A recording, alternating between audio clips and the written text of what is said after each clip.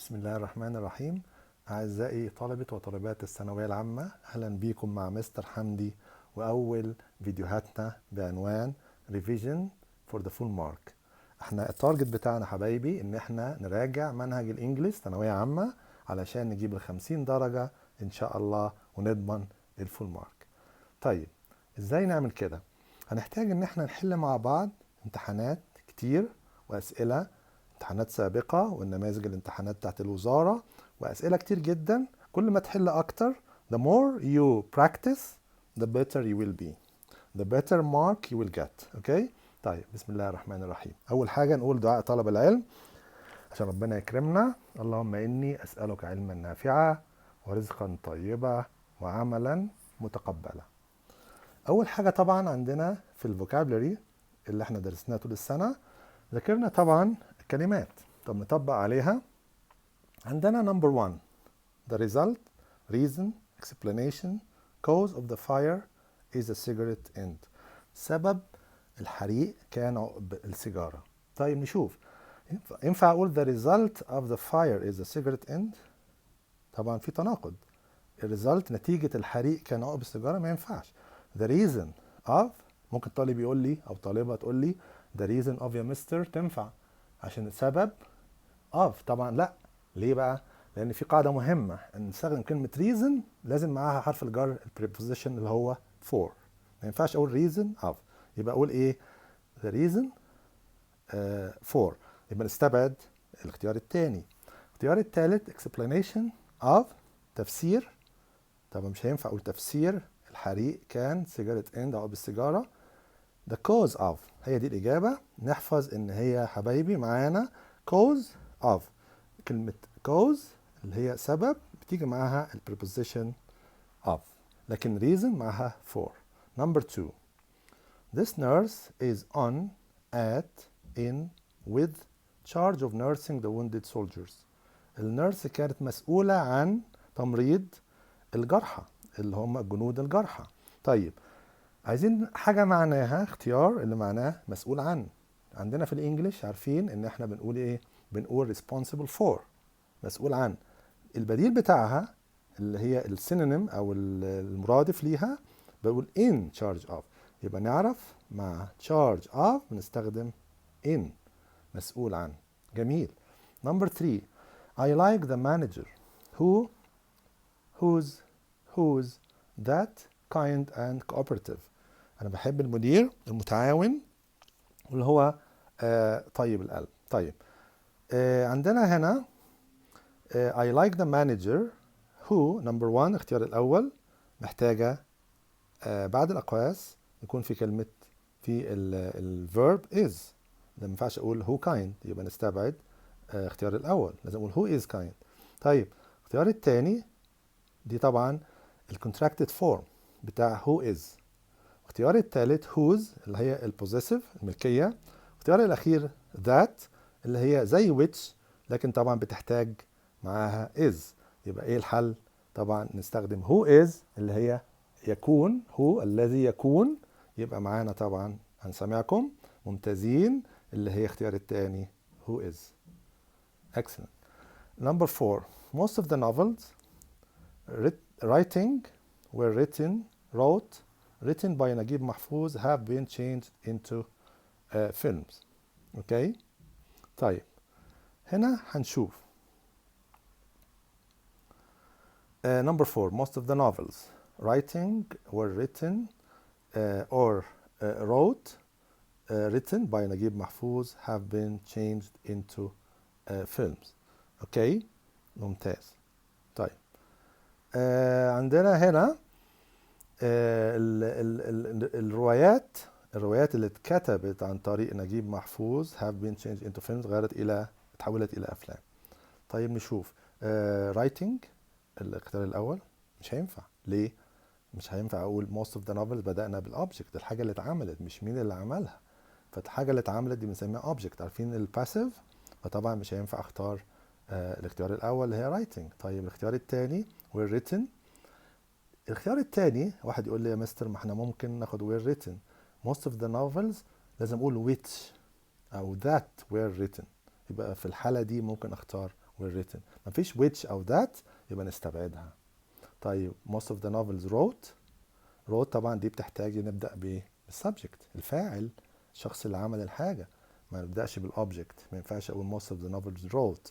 يبقى هنا الاختيار الأخير هي الصح، لأن ده passive بس من غير ما نستخدم which were written، بنختصرها بقول written by. جميل. Number 5. Although Amy Johnson lost, beat the world record, she became popular with the British people. طيب هي الجملة بتقول إن هي حصل موضوع تناقض شوية، إن هي مع إنها خسرت إن هي تحقق الرقم القياسي في المسابقات الرياضية دي، طبعا سبورتس تشامبيون، بطلة رياضة، فهي فاتها أو خسرت إن هي تحقق الورد ريكورد، لكن مع ذلك بسبب إن هي حاولت واجتهدت هي لا زالت popular with. لاحظوا إن popular with اللي هي طبعا عندها شعبية لدى الشعب البريطاني. جميل. طيب ينفع أقول broke the world record لما يكون واحد كسر الرقم القياسي وحقق اللي هو إيه؟ النجاح المطلوب. لكن طبعا هي ما كسرتش الرقم القياسي، هي فاتها ان هي تحقق الرقم القياسي، فطبعا مش هينفع بروك. الاختيار الثاني missed. طبعا missed اقول ايه؟ I missed the bus, I missed the exam, I missed the lesson, I miss my family, I miss my friend. جميل. يفتقد، كلمة miss يفتقد، تمام، او فاتني حاجة I missed the train, I missed my flight. ماشي، يبقى فاتها ان هي تحقق الرقم القياسي. هي ممكن لو واحد يقول لي lost، هي lost money, lost my bag، اوكي، lost his job. بيت يهزم فريق، يبقى طبعا ايه؟ انا سامعكم، يبقى نختار ممتازين. missed اللي هي she missed the world record، يعني فاتها ان هي تحقق الرقم القياسي ولكن لا زالت عندها شعبية مع الشعب البريطاني. جميل. Number 6. Dr. Aisha Abdurrahman was born out from conservative family. هي اتولدت في أسرة محافظة، بيحافظوا على التقاليد والعادات. طيب جميل. She was born in، اتولدت في ولا اتولدت في داخل، عاشت في داخل الأسرة طول حياتها، فطبعا born into في داخل، يبقى born into الإجابة اللي هي اتولدت في داخل أسرة محافظة وعندها تقاليد. ممتاز. Number 7. She still works hard. هي تعمل باجتهاد in case في حالة despite، اختيار التاني بالرغم، although بالرغم برضو، اختيار التالت although بالرغم، however ولكن مع ذلك، her age عمرها. طيب عايزين نقول ان هي بتعمل باجتهاد برغم ان عمرها كبير في السن. in case نستبعدها، الاختيار الاول. ليه؟ طبعا in case of going, having, taking, in case of the fire, in case of the rain, in case of the storm، مش هتنفع. فطبعا مش هينفع اقول في حالة her age، في حالة عمرها. عايز اقول بالرغم من، عندنا اتنين بمعنى بالرغم من. طيب مين ممتاز يقول لي الاختيارين اللي هم معناهم برغم من؟ الاختيار الثاني والثالث، برغم من عمرها الكبير. طب واحد يقول لي يا مستر طب نعملها ازاي؟ عندنا despite و although، القاعدة بتاعتها despite بيجي معاها، خلي بالكم مهمة جدا يا حبايبي، despite بيجي بعدها اما verb ing او noun، ما بتجيش جملة كاملة. يعني نقول despite her age, despite his illness he went to school, despite studying hard he couldn't get the full mark مثلا. طبعا احنا ان شاء الله we will get the full mark by studying hard and we have strong faith in Allah ان شاء الله بإذن الله. طيب هنا عندنا despite although، طبعا despite هي دي الإجابة. ليه؟ طب ليه ما ينفعش although يا مستر؟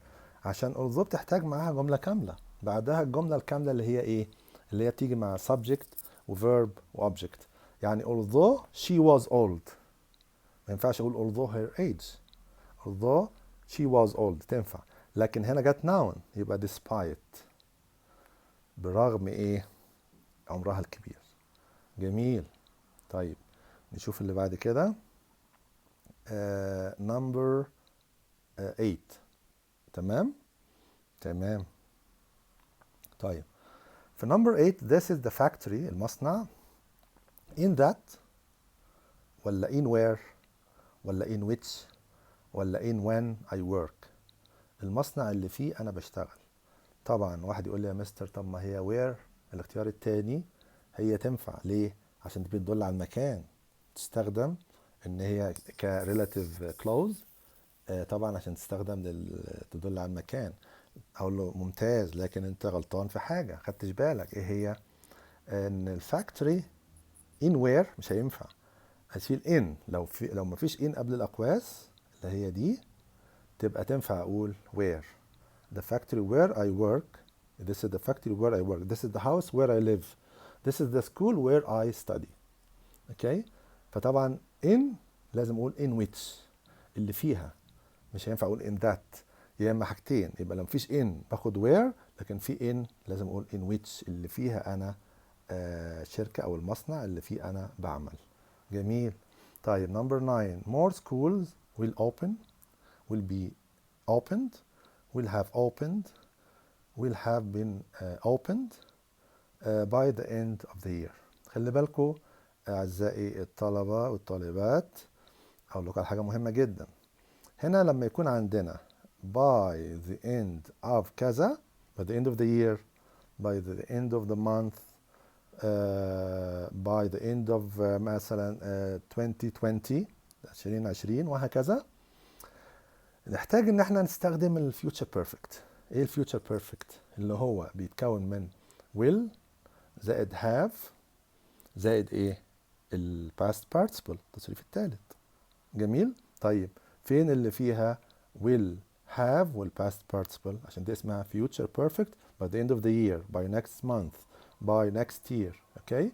يبقى الإجابة هتكون will have been opened.